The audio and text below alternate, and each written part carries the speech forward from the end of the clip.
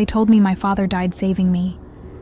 But when I opened his final letter, the truth struck like a knife. I did what was necessary. The sacrifice was always meant to be her. Part 1. The Whispered Promise. The sun is sinking low behind the mountains, casting a pale orange glow over the small, isolated town. The streets are empty, the wind eerily silent. Simon stands in front of the window, watching the fading light. He shifts his weight from one foot to the other, unable to tear his gaze away from the darkness gathering outside. His heart is heavy, with a growing unease, a feeling that has settled into his bones over the past few days, even weeks. Something is coming, something he can't escape. Behind him, Nora, his young daughter, plays quietly on the floor. Her laughter rings through the house, a small, innocent sound, but even it seems wrong in the stillness of the town. Simon's thoughts drift back to the whispers he's heard in the town square, the unsettling murmurs between neighbors who know more than they're willing to say. He can almost hear their voices now, like the faint rustling of leaves. "Nora," he calls, his voice tight. She looks up, those innocent eyes wide and trusting. "Come here, sweetheart." She walks over to him, her small steps soft on the old wooden floors. Simon kneels down, brushing a lock of hair away from her face, his heart aching. "Have you heard anything strange from the neighbors today?" he asks quietly. She shakes her head, confused. "No, Daddy." "Why?" He hesitates, the words stuck in his throat. The truth of what he's been trying to push away for so long threatens to break through. "It's nothing, sweetie. Just things that don't matter." But even as he says it, a flicker of doubt crosses his mind. The town has always been quiet, peaceful even, but there are shadows beneath the surface. Shadows that stretch back generations, whispers of an old ritual, a promise that must be kept, a promise Simon's father made, and his father before him, a promise Simon fears he is now bound to fulfill. The door creaks, a gust of wind howls through the cracks in the old house, and Simon's gaze flicks to the attic door. There's a noise from above, a soft, scuttling sound that makes the hairs on the back of his neck stand up. He swallows hard, fighting the growing urge to check, to face what's been waiting. Nora, sensing his discomfort, steps closer, her small hand resting on his knee. "What's wrong, Daddy?" Simon looks down at her, his heart breaking. "Nothing, sweetheart. Just a little tired. You should go get ready for bed." But she doesn't move. Instead, she tilts her head and asks, "Why are the neighbors all looking at us funny?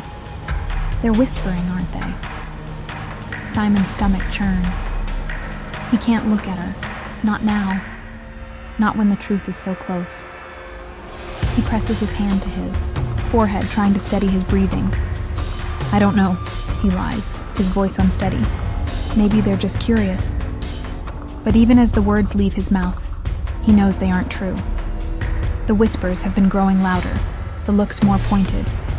And tonight feels different. The air is thick with an oppressive weight, the house pressing in on him, the very walls whispering his name. A knock at the door. Soft at first, barely a tap, but it's enough. Simon freezes, his heart slamming against his ribs. Nora looks up at him, wide-eyed, but she doesn't speak. The knock comes again, more insistent this time. "Daddy?" Nora whispers. "Who's there?" He shakes his head, forcing himself to his feet. He opens his mouth to tell her everything is fine, that everything will be all right, but the words catch in his throat. The storm outside is building now, the wind rattling the windows, and something in the air feels wrong. He steps toward the door, his hand trembling as it reaches for the knob. When he opens it, a figure stands in the doorway, tall, cloaked, in darkness, its features hidden in the shadows. The figure doesn't move, doesn't speak, but Simon feels its presence like a weight pressing down on him. The figure's voice cuts through the silence, low and cold. It's time. Simon's breath catches, a cold sweat breaking out across his skin. His knees feel weak, his heart pounding in his chest. He wants to close the door, to slam it shut and run, but he can't. He knows deep down that there's no escaping what's coming. The curse, the promise. It's here. Behind him, Nora's voice trembles. "Daddy?" Simon's grip tightens on the doorframe, his knuckles white. The air is thick with fear, the storm raging outside like a reflection of the storm brewing inside his mind. He turns to look at his daughter, but the words won't come. The door is open, the figure is waiting, and it's time. The shadows shift, and Simon knows this is only the beginning. The promise is about to be kept. Part 2. The choice of shadows. Simon's breath is shallow as he leads Nora up the creaking stairs toward the attic. The air is thick, suffocating, and each step he takes feels heavier than the last. Nora is silent, unusually so, but the expression on her face is one of increasing fear. Her wide eyes flick to the shadows, lingering in the corners of the dimly lit hallway. "Daddy, I don't want to go up there," she whispers, her voice barely audible over the creak of the old wood. Simon turns to look at her, his own fear mirrored in her eyes, but he pushes it down, burying it deep. "It's the only way, sweetheart," he says, his voice hollow. "We have to understand what's happening. It's the only way." The door to the attic creaks open, the sound like a tortured groan, and Simon steps inside, his heart pounding in his chest. The attic is small and suffocating, filled with the remnants of a lifelong past. Old furniture covered in sheets, stacks of boxes, and forgotten memories. The scent of dust and age hangs thick in the air. As Simon moves further into the room, the whispers grow louder, though their source is unclear. It's as though the walls themselves are alive, murmuring secrets that only the dead know. He shivers, unable to shake the feeling that something is watching them from the dark. Nora steps inside cautiously, clutching her doll tightly, her eyes scanning the room. "I don't like it here, Daddy. It feels wrong." Simon glances at her, his throat tight. "I know, sweetheart, but we have to find the answers. We have to be brave." His eyes catch a glimpse of an old family Bible resting atop a stack of faded photographs. He walks over to it, the pages yellowed and brittle under his fingertips. The sight of it stirs something deep inside him, a memory of his father's face, as he warned Simon of the family's curse, of the price they would eventually have to pay. A cold shiver runs down his spine, but he refuses to let it stop him. He continues searching through the attic, pushing aside old toys, old memories, until his fingers graze something cold and smooth. He pulls it out, a small, ornate box. The wood is dark and polished, the edges carved with intricate, unfamiliar symbols.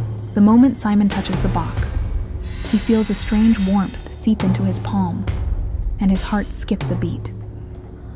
Nora, standing by the attic window now, watches him closely, her eyes full of a growing unease. "Daddy, what's in the box?" Simon doesn't answer at first. His fingers tremble as he opens it. Inside lies a single object, an ancient key. It's unlike anything he's ever seen. Old, rusted, with symbols etched deep into the metal. The key pulses faintly in his hand, as if it's alive, its energy humming through him. He holds it up to the light, and for a moment, it seems to glow. A sickening feeling rises in his gut. His father's warning flashes through his mind again. "Never touch the key, Simon. It binds us. It ties us to a debt we can never repay. Simon's mind races, the weight of his father's words heavy on his shoulders. But the need to protect Nora, to shield her from the horrors he's been running from, outweighs the fear gnawing at him. He can't let her fall into the same fate his family has suffered for generations. He won't let her suffer. I have to do this, Simon mutters to himself. His grip tightens on the key. Nora's voice, barely a whisper, pulls him from his thoughts. Daddy, it's too late, isn't it? Her voice shakes, and Simon turns to see her standing by the attic window, her doll dangling from one limp hand. Her face is pale, her eyes wide and terrified. Before he can answer, her voice changes, soft, almost haunting. I want to help. Let me help you. Simon freezes, the words seeming to come from her lips, but the tone is wrong. Too hollow. Too distant. Nora, he whispers, his voice trembling. What are you? He turns to find her standing. In the shadows, her face obscured by the dark. The doll is gone. His heart stops. He feels the air grow colder, the room darker. Nora, he says again, fear creeping into his voice. Where are you? A movement catches his eye. A shift in the shadows. He steps closer, every instinct telling him to run, but he forces himself to take another step. The key in his hand pulses again, as though it's calling him. Nora! He shouts, his voice cracking with panic. He reaches out, his fingers brushing the edge of the shadows where his daughter once stood. She steps into the dim light, but it's not the Nora he knows. Her eyes are wide, black pools, devoid of any warmth or innocence. Her smile is too wide, too empty. Let me help you, Daddy, she whispers again, the words crawling into his mind like 1,000 worms. We can end this. All you have to do is believe. Simon stumbles back, his grip on the key tightening until his knuckles are white. No, Nora, this isn't you. But Nora just laughs. A low, hollow sound that sends chills down his spine. The shadows seem to swirl around her, tightening, pressing in.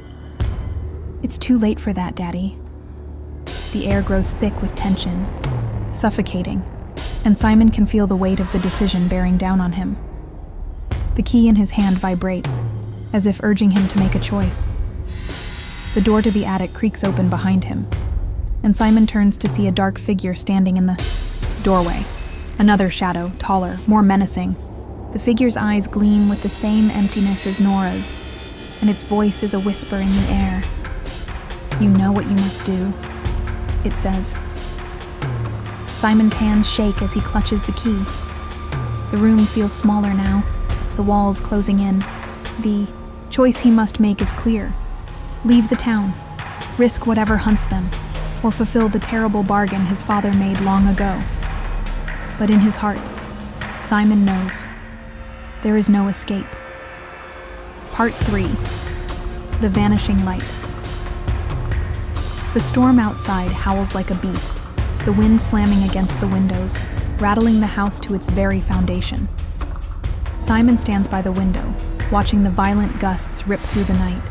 But it isn't just the storm that has him frozen in place. The unease, the gnawing fear that has been growing inside him, is reaching a fever pitch. The lights flicker once, twice, and then go out completely. The house is plunged into darkness. His breath quickens. It's happening faster than he thought. The darkness outside feels different tonight. Oppressive. As if the shadows themselves are reaching for him, pulling him deeper into a nightmare he doesn't understand. Nora, Simon calls, his voice sounding too small in the vast, empty house. There's no answer, just the deafening roar of the storm. He grabs his coat, the cold of the fabric a sharp contrast to the heat of his rising panic. Without thinking, he leaves the house, stepping into the wet, howling wind.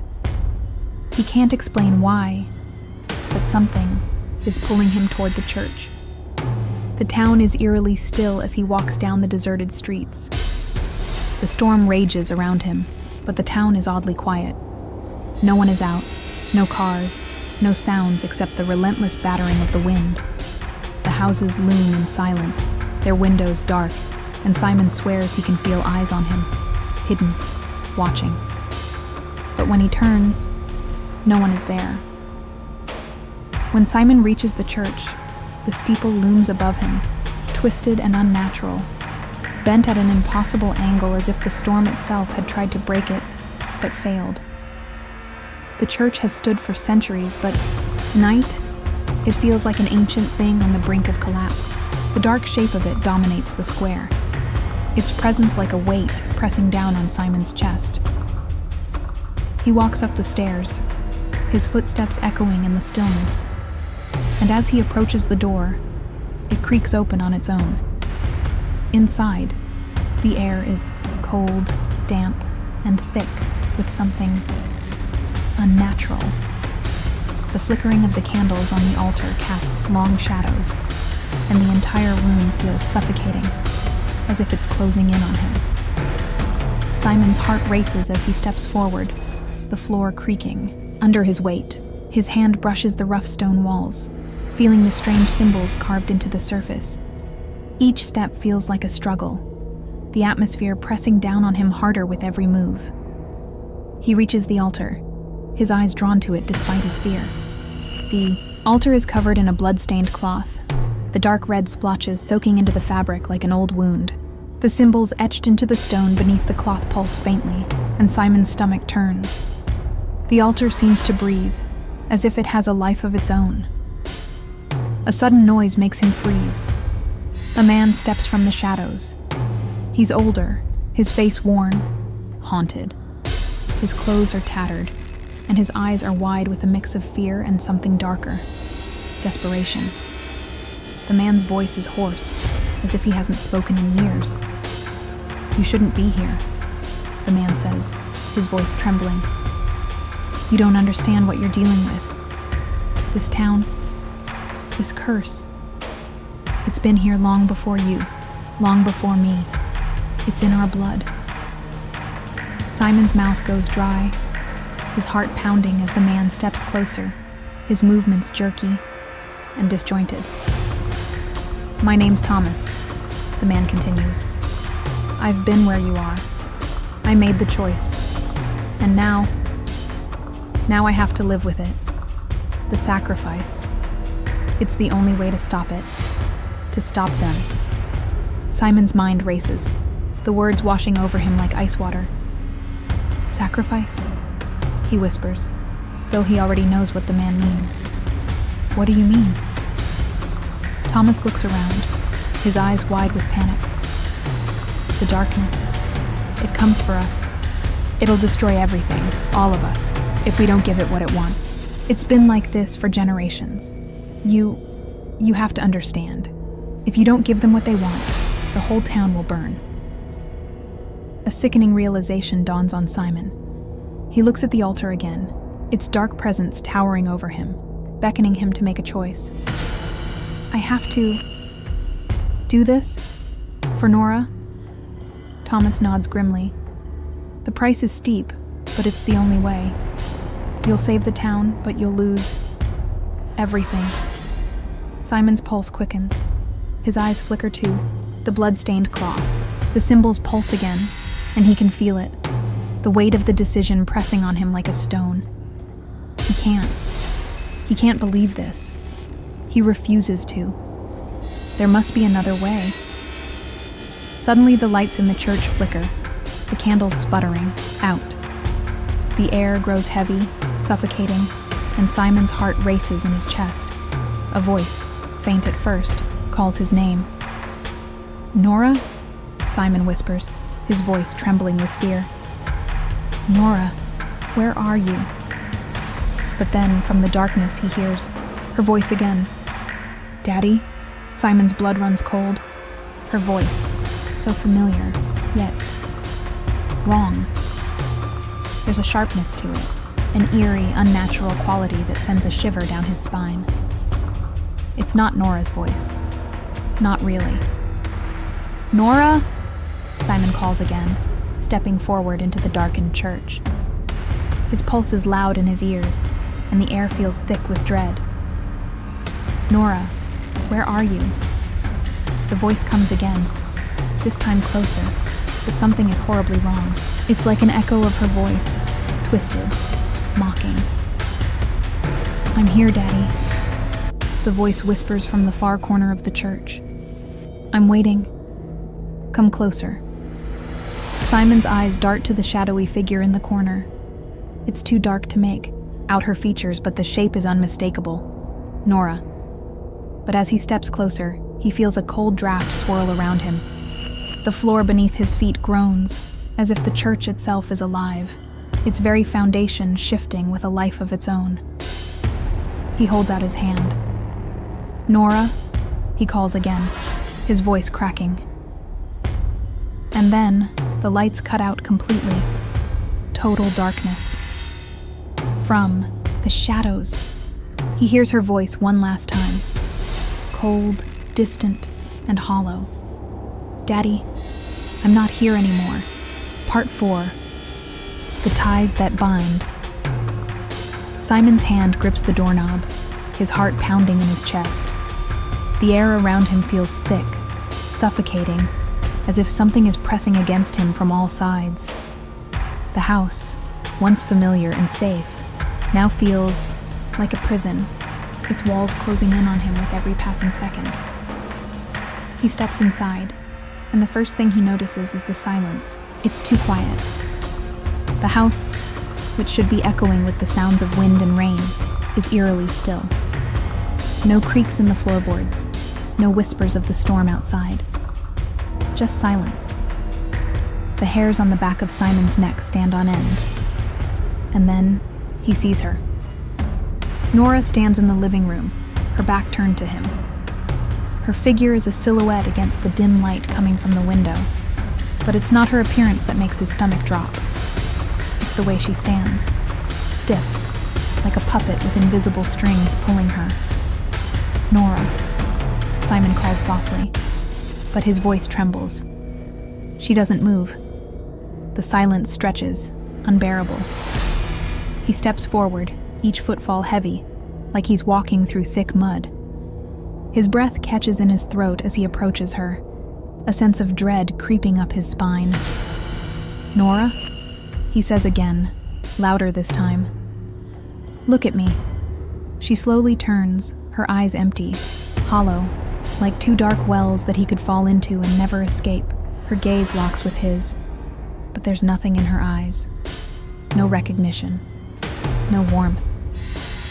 "Daddy," she whispers, her voice distant, as if it's coming from a faraway place. "The shadows, they talk to me.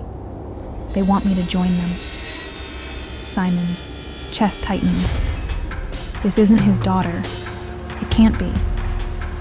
Something has changed in her since the night they first encountered the dark figure at the door. Her innocence is gone, replaced by something darker, something ancient. Her voice is so soft now, almost childlike, but the words she speaks are nonsensical. "The tree is dying, Daddy. The roots reach deep. They whisper. They whisper to me." Simon's blood runs cold. The riddle she speaks makes no sense, but in his gut, he knows. It's a warning. But a warning for what? He tries to shake off the feeling, but the air in the house grows colder, denser. A strange hum starts to fill the silence, like a low vibration that rattles his bones. He can feel it deep within him, a sense of impending doom. The house feels alive now, its walls breathing in rhythm with the pulsing energy that seems to be growing stronger. Objects start to move. A chair shifts, sliding slowly across the floor. But when Simon looks, it's empty. He spins around, and the reflection of his own face in the mirror makes him freeze. His own eyes are filled with terror, and yet he can't remember when they became so wide, so frantic. Whispers. They come from the walls, low, guttural voices that seem to call his name, just as they had when he first arrived in town. He can't tell where they're coming from. The walls, the air, everything feels like it's closing in. Simon stumbles back toward the table, his hands shaking as he grabs the family Bible. It's his only connection to what he knows is real. But as he opens it, the pages are blank. The words are gone. The ink has disappeared, leaving behind only smudges and empty space. A feeling of nausea rises in his stomach. What the hell is happening? He mutters to himself. A voice cuts through the air, a sharp, clear voice that isn't his daughter's. Simon. He spins around, his breath catching in his throat. The voice is coming from the shadows, from the far corner of the room where the light doesn't reach. Something moves in the darkness. No, I'm losing it, Simon says, his voice cracking. He grips the Bible tighter, as if it might protect him from whatever is happening. This can't be real. It can't be. But it is. The whispering grows louder, more insistent. It's not just from the walls now, but from everywhere. The floor, the ceiling, the air itself feels charged with an evil force. A cold sweat breaks out across Simon's forehead. His eyes fall on the key. It's in his pocket, pulsing faintly, like a heartbeat. He hasn't dared to touch it since that night, but now it seems to call to him. The contract, the binding, the dark forces that promise safety in exchange for blood. He doesn't want to believe it, but he knows it's true. He's already part of it. He always has been. The whispers twist, changing in tone, becoming darker, more insidious. A voice, familiar and cold, seeps into his thoughts. Simon, to save her, to save yourself, you must decide. Simon's pulse quickens, the weight of the choice crushing him. He can feel the air growing heavier, the shadows creeping closer. There is no escape from this, no way out. And then, a loud bang echoes from above, the attic. A sudden jolting sound that sends Simon's heart into overdrive. His hands tremble as he steps toward the stairs. "Nora!" he calls out, but his voice cracks under the pressure. There's no answer, just the sound of the storm raging outside and the ominous weight of silence inside. Then, from the darkness, Nora's voice calls out to him. "Daddy, they're coming." Her voice is distant, as if it's being carried on a cold wind from far away. But the words make his blood run, cold. He knows deep down that this is only the beginning. Whatever is coming, it won't be stopped by any decision he makes. The shadows in the corner of the room seem to move now, swirling as if alive, reaching out for him. He turns to run, but his legs feel heavy, like he's wading through thick mud. His breath comes, faster, his thoughts swirling in panic. But no matter how fast he moves, no matter how much he tries to escape, the shadows are always just behind him, watching, waiting. Part 5. The Broken Seal. The room is silent, save for the distant rumble of thunder outside. Simon stands in the center of the living room, the weight of the decision pressing down on him. The air feels thick, suffocating, as if the house itself is holding its breath. He holds the ancient key in his hand, its cold surface pulsing with a faint, unnatural energy. His fingers tremble around it, the symbols etched into the metal seeming to shift under his gaze. He knows this is it, the point of no return. He can no longer deny the truth that has been creeping into his mind. The town, the curse, Nora, it was all part of a much larger plan. The door is closed, the house sealed off from the world outside. Simon has made his choice. He will go through with the ritual. He will sacrifice whatever it takes to protect his daughter from whatever is coming. Nora stands in front of him, her small hands folded in front of her. Her face is still, blank, but there's something in her eyes. Something that Simon can't quite place. A glint of something ancient. "Daddy," she whispers, her voice soft and hollow. It's time. The storm rages outside, but inside, the atmosphere is still. The shadows seem to grow longer, stretching out across the floor like fingers reaching for something, or someone. Simon takes a deep breath, stepping toward the altar he's prepared. The blood-stained cloth lies across it, the strange symbols from the church altar scrawled in a hasty, frantic hand. The key is placed at the center, its surface glinting in the dim light. The townspeople have gathered outside, their eyes watching from behind the windows, their faces pressed against the glass. Not a word is spoken, not a single movement is made. They're waiting. They've always been waiting. As Simon begins the ritual, something stirs. The walls tremble, the air grows colder.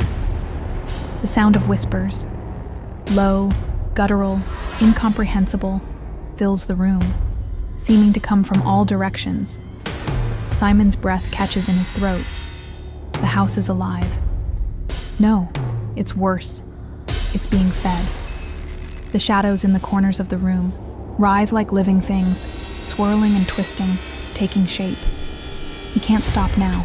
He has to finish. The ritual is unfolding. The binding has begun. But then the blood comes. It's slow at first, seeping from the walls in dark, thick rivulets, staining the floor. The red liquid crawls like it has a life of its own, spreading across the room, pooling around Simon's feet. He recoils, but he can't move. His body is frozen in place, compelled by forces far beyond his understanding. The whispers grow louder, more frantic. They surround him, clawing at his mind. Do it. Do it. Do it. The words echo through his skull like the beating of 1,000 hearts. He forces his hands to steady as he reaches for the key, placing it at the center of the altar, just as his father had done before him. The ritual is almost complete. The walls shake with an unnatural force, as if they're ready to collapse under the weight of whatever Simon is unleashing. Then, the shadows take form. Figures emerge from the darkness, tall and gaunt, their features obscured by hoods and shadow. Their eyes are hollow, black pits that seem to draw the light from the room. The air around them hums with a deep, vibrating resonance, like the sound of an old bell ringing in the distance. Simon stumbles back, his legs shaking. The figures step forward, their movements jerky and unnatural, as though they are not quite real. Their presence is suffocating, their gaze piercing through Simon, making his skin crawl. "What have I done?" Simon mutters, his voice barely a whisper. But before he can move, before he can even think, the shadows reach out. Not for him, but for Nora. He turns to her, eyes wide with terror, but she isn't the same. She stands at the altar, smiling. Her lips curl into a twisted grin, one that doesn't belong on her innocent face.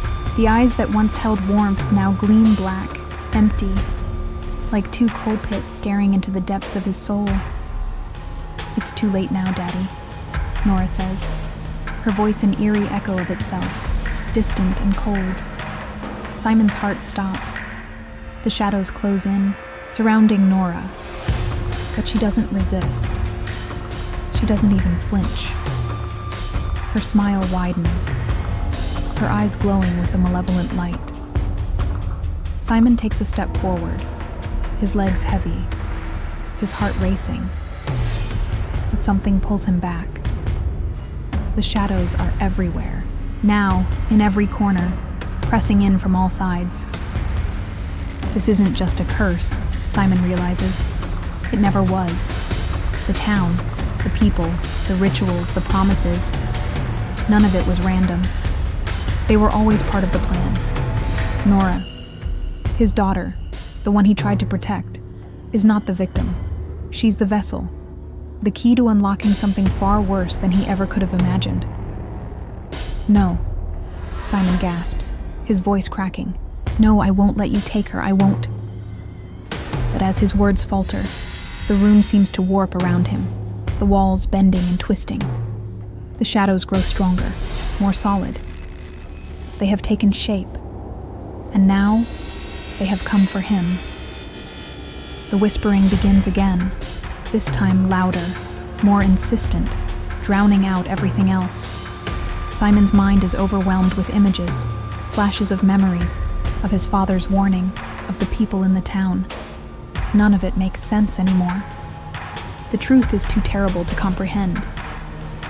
Nora stands at the altar, her arms raised, and the shadows swirl around her, feeding on the energy in the room. She is the center of the ritual now. She is the key. Simon feels a cold hand close around his wrist. One of the figures, its face hidden in the shadow, grips him with a strength that shouldn't belong to a human. It pulls him closer, dragging him toward the altar. It's too late, Nora whispers, her voice not hers. You can't stop it now. Simon screams, but the words are lost in the whirlwind of shadows. The town has always been cursed. The curse was never just a curse. It was a sacrifice. And Simon was always meant to fulfill it. Part 6. The Price of Salvation. The storm outside rages on, but inside the house the air has become thick with something far darker. Simon stands in the center of the living room, the walls now warped and pulsing with a life of their own. The shadows stretch longer than before, creeping across the floor like liquid smoke, as if the house itself is breathing. Nora stands at the altar, her eyes empty and black as coal. She no longer looks like his daughter, and yet, somehow she is still the girl he loves. But something far older, far more malevolent, resides within her now. Her smile is twisted, and her voice carries an echo of something ancient, something Simon can never erase. The town is falling apart. The air is filled with screams, the sound of doors slamming and the unmistakable rumble of collapsing buildings. The very earth seems to tremble beneath Simon's feet, and through the shattered windows, he can see the town's once peaceful streets now consumed by dark, shifting shadows. They stretch, reaching outward, taking over everything in their path. Simon's heart pounds in his chest as the truth finally crashes down on him. The ritual is irreversible. The curse has been broken, but only to bring about something far worse. The town is dying, but something is being born in its place. In his mind, his father's warning echoes louder than ever. The curse was never about sacrifice. It was never about saving them. It was about rebirth. A cold wave of dread crashes over Simon, and he stumbles back, the key heavy in his hand. The shadows twist and coil around him, their cold fingers pressing against his skin, pulling him closer to Nora and the altar. He can feel the dark force growing stronger with every passing second. "Daddy," Nora whispers, her voice distant and hollow. Her lips curl into a wicked grin. It's already too late. You can't stop it. The house groans, the walls creaking under the weight of the force that Simon has unleashed. The shadows stretch out farther now, creeping along, the floorboards and walls, wrapping themselves around the very soul of the town. They are everywhere, consuming everything. Simon looks toward the window, his breath catching in his throat as he watches the townspeople outside. They are frozen, their faces blank, their eyes wide and empty. It's as if they, too, are caught in the spell of the ritual. They are not alive anymore. They are simply waiting for something. Simon's fingers tighten around the key, the metal growing cold as ice. His mind races as the truth begins to settle into place. The choice before him is impossible. If he allows Nora to complete the ritual, the town will be destroyed. But she will live on in a world remade. The darkness will consume everything, but there will be rebirth. And if he chooses to sacrifice himself, he can save Nora, but it will come at the cost of his own soul. His love for her wars with the truth. No matter what he does, the town is lost. He is lost. The key is a binding, not just a tool, and no matter the choice, the price will be steep. Nora's voice rings out again, her eyes gleaming with an unnatural light. Daddy, don't fight it. Don't you see? This is the only way. Simon stumbles backward, a sick feeling rising in his stomach. He feels the weight of his decision crushing down on him. The shadows are pressing in from all sides, closing the gap between him and Nora, between him and the only thing left in the world that he loves. In a desperate attempt to break the curse, Simon flings the key toward the altar. It lands with a sharp, metallic clink on the blood-stained cloth, but nothing happens. The shadows only grow stronger, more insistent, their tendrils stretching toward him, pulling him into their grasp. I have to save you, Simon gasps, his voice cracking, with the weight of his failure, but Nora's smile only widens, as if she already knows the outcome. Her eyes glint with something dark, something that has nothing to do with the girl he raised. Suddenly, the ground beneath Simon's feet begins to tremble, and a voice, deep and guttural, speaks from the shadows. The price has been paid. The room is plunged into darkness, the air thick with the scent of decay. Simon hears a low, reverberating sound, like a heartbeat, but impossibly slow, impossibly deep. The shadows surge forward, and for a split second, Simon sees the true horror that lies behind them. A figure steps forward, a towering entity made of writhing shadows, its form ever shifting, constantly changing. It reaches out, its cold fingers grazing Simon's cheek. The voice echoes again, louder this time, reverberating in Simon's skull. Rebirth, it growls. The town is no more. You are no more. Nora's voice calls out from behind him, but this time, it isn't her. It's something far darker. It's over, Daddy.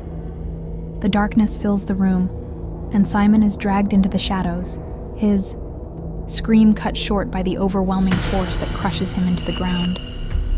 His world goes black. The price was paid, the town reborn. But the story doesn't end here. Remember, some promises are never meant to be kept. Thank you for watching. Stay tuned for what's to come.